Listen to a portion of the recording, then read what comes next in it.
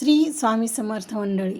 तर आणखी एका नवीन व्हिडिओमध्ये मी मनीषा डोके सर्वांचं स्वागत करते. तर उन्हाळा सुरू झाला आहे, त्यामुळं काय होतं, वेगवेगळ्या चटण्या अशा करून खाव्या वाटतात. तर अशीच एक चटणी आपण आज बघणार आहे. त्यासाठी मी काय केलं, काही खोबऱ्याचे तुकडे तेल न टाकता भाजून घेतलेत कढईमध्ये. नंतर थोडेसे शेंगदाणे पण मी कढईमध्ये घातलेत आणि तेही तेल न टाकता छान असे काय करायचे, खमंग असे भाजून घ्यायचे आहेत. आता शेंगदाणे भाजून झालेत, काढून घेऊयात.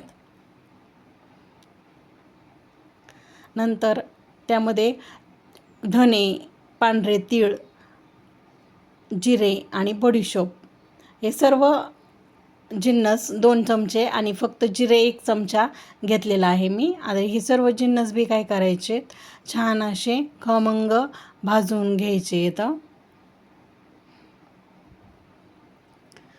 एकदम छान असा सुगंध येईपर्यंत भाजले गेले पाहिजेत.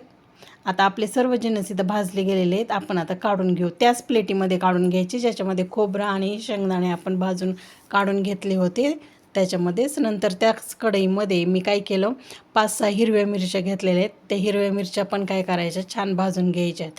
इथं मिरची भाजतानासुद्धा मी कसलाच तेलाचा उपयोग केलेला नाही आहे.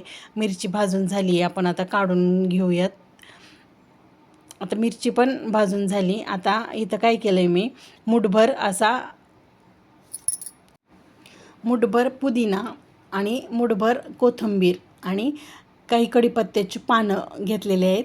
आणि हे सर्व जिन्नस आता मी काय करणार आहे, कढईमध्ये थोडेसे पानतुटे होईपर्यंत भाजून घेणार आहे.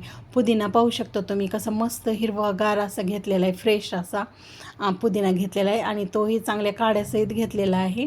आणि आता ह्या पुदिन्याची चटणी आपण आज बनवणार आहोत. त्यासाठी हे काय करायचं, कोथिंबीर, पुदिना आणि कढीपत्ता छान असं त्यातला ओलसरपणा कमी होईपर्यंत भाजून घ्यायचे येतं.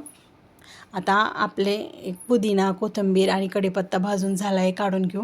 आता हे सर्व जिन्नस आपण भाजून झालेले आहेत आपले. आता आपण काय करूया, मी इथं मिक्सरचं मोठं भांडं घेतलं आहे, त्या मिक्सरच्या मोठ्या भांड्यामध्ये घालायचे.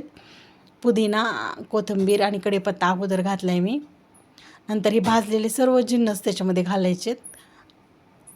मिरची, बाकीचे शेंगदाणे, खोबरं, धने, त्यानंतर तीळ, बडीशोप आणि जिरे हे सर्व जिन्नस आपण आता मिक्सरच्या मोठ्या भांड्यामध्ये घातलेले आहेत. हे सर्व भाजून घेतलेले जिन्नस आहेत.